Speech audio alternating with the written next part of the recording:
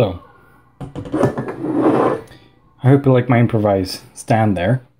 And just a quick overall look at Gold Steel KOBUN. Only weighing 4 ounces for a 5.5 inch blade. No, the KOBUN didn't bite me, my new Gold Steel Vaquero did. And anyways, yeah, this is a great overall knife to carry in your day pack if you're looking at a stainless, lightweight, 5.5 inch tactical blade. Aussite steel on this one. Looks like you got about 3 mils stock there. I don't see why you couldn't be btoning small pieces of kindling with this. I mean, it's the same, if not more, built than your regular Mora companion. So you do have a full tang structure, as you can see, going through with an eyelet there at the end of the tang for your lanyard hole. It's got a nice palm swell. You've got this diamond checkering pattern along the sides. And then you've got ribbing on the bottom. You got kind of this rubberized guard just to prevent your fingers from sliding up in the blade. It's thin but amazingly comfortable in a reverse or a forward grip. So you've got a large amount of ricasso here with the hollow ground, and then you've got that flat grind on the chisel tip, making a very strong and sharp yukote on that point. And it's got an overall sweep going up with a classic tanto shape. So you've got this constant curve on the main part of the blade as well. This is great for, you know, even small bits of, not the best, but it's pretty good for small bits of food prep and whatnot. Honestly, it's not the best steel in the world, but for its intended purposes, you know, it's definitely good. It's mostly stainless, unless you're in a very, very wet environment. It can rust on you. I've had Aussite rust before. It's decent, but the good thing about it is that it's easy to be sharpened up in the field. So, you know, your backup tactical blade, extra blade to have for food prep, etc. We went over that. It's just a great overall package. 4 ounces for, you know, it's about 9 inches, 10 inches overall, 5 inch on the handle, 5.5 inch blade. You got a great sheath. I like Securex sheaths, but this clip I thought I would love. It's okay. It definitely clips on easy to a belt, a boot, or a pack, but it definitely has to be pushed with that thumb ramp, because if you just try and yank it off thinking the blade will just pop out, it doesn't do that. This clip just slides off the material, so you really gotta use your thumb to punch off that sheath. It does have a very firm click securing it in.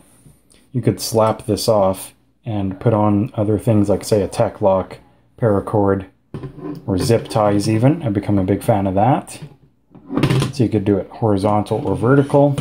I could see this being a new pack knife, just carrying it on the inside or outside of a pack, but obviously it's intended as a boot knife. It's got a bunch of different eyelets and rivets there, even a drain hole. One thing you may consider, sometimes it is just easier to carry a folder where it's legal. Canada is a great country for EDC and knives and whatnot and that kind of thing, because legally I can carry both of these. And in this instance, you know, you have a 7.2 ounce folder or a 4 ounce fixed blade, and with the same stock thickness, just a different blade shape. You get a bit more reach with this large folder, but we're not here to compare those two exactly. You can just see how that there's so much more benefit to carrying that small fixed blade than there is that large tactical folder. So, just a great overall, smaller, cheap knife. I definitely recommend keeping one in your arsenal, and more footage to come on reviewing and seeing how it performs.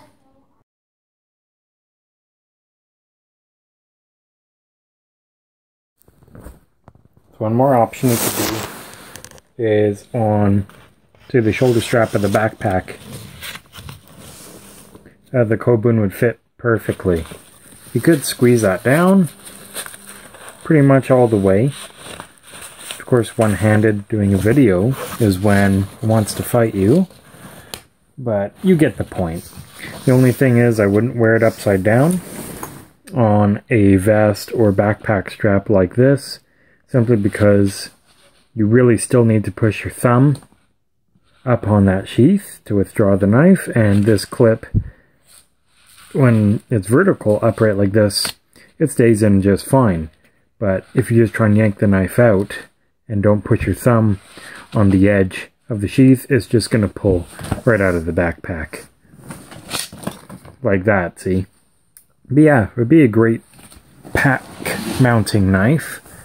Let's try it on the side of this Maxpedition bag. One-handed. Screw it, we'll do it live. There you go. So you could put it on the side molly panel so it's a little more hidden. You can just stuff it inside the bag, obviously, or put it on the front shoulder strap, etc.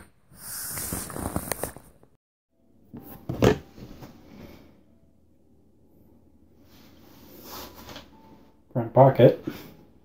This would be great in, say, 511 tacticals.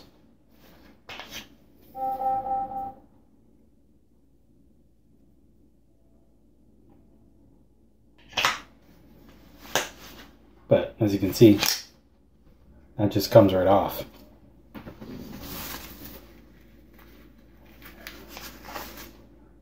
Clips on nice and easy.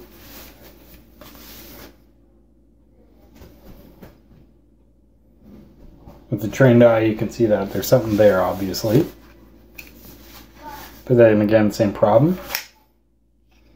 That's just popped right off. So, wearing it on the belt, you really do just have to use your thumb to make sure you get a good draw and have it not pop off with the sheath.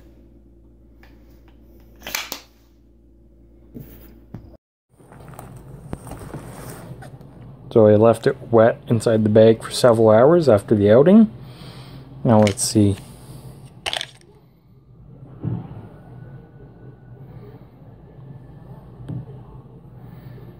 Cool, no oxidization. Yeah, I'll say can rust, but if you're not in a wet environment, like Yukon is pretty dry considering, so just got some wood gunk from the baton on the blade. You can see that edge held up well.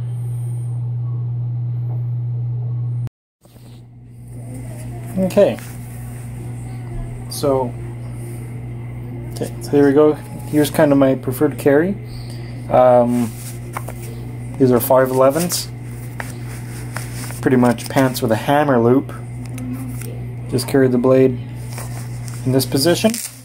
You can hide most of the sheath with your back pocket, and then your shirt, and there you go. Remember, still got to push with your thumb to get out that blade.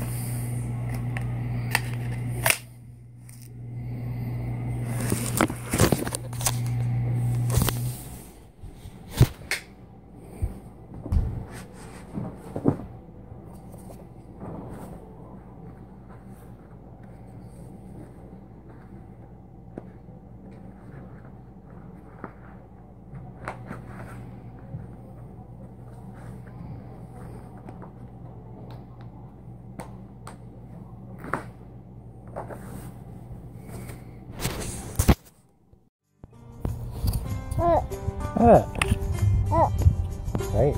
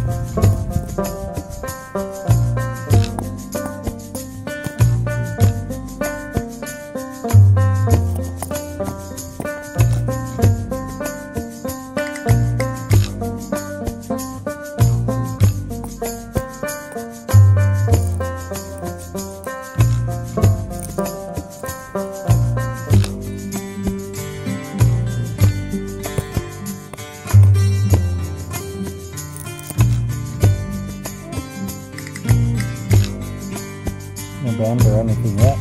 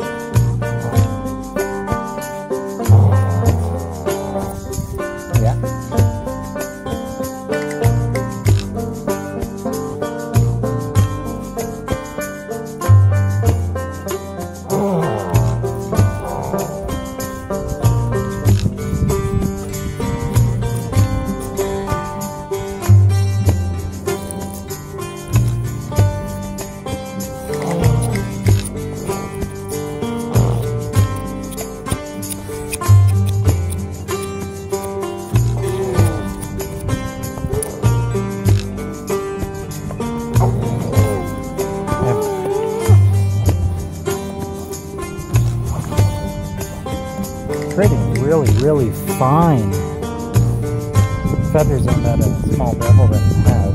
The nice thing about a small bevel with a hollow grind, you can get really fine shavings of feathers.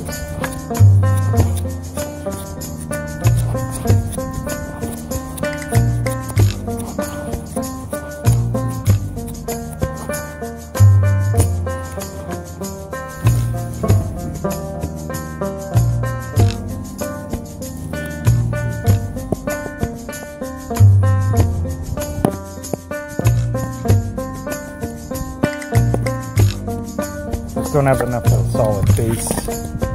There we go. Get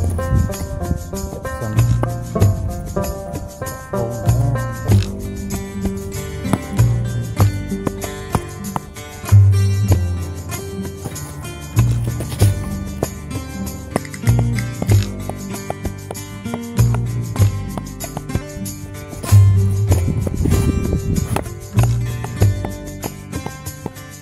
That's just going into the snow. Smaller piece there. Put on a base. There we go.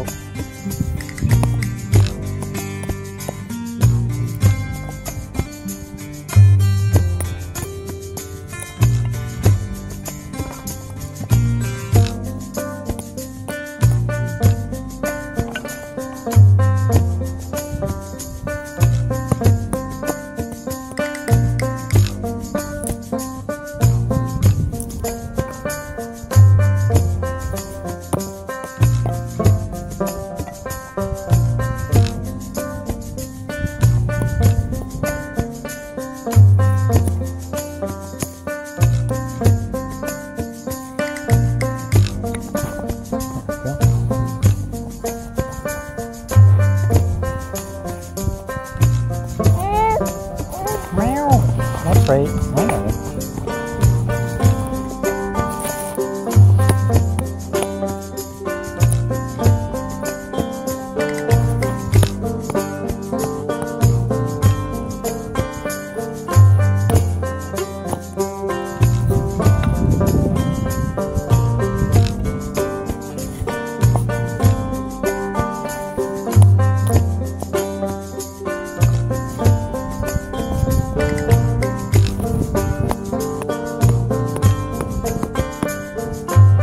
Ladies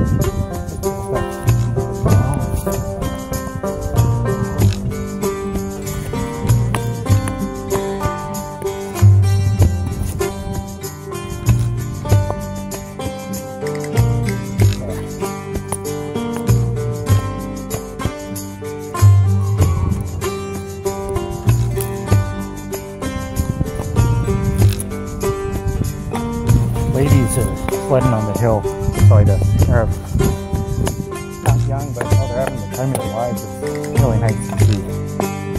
Warms my heart.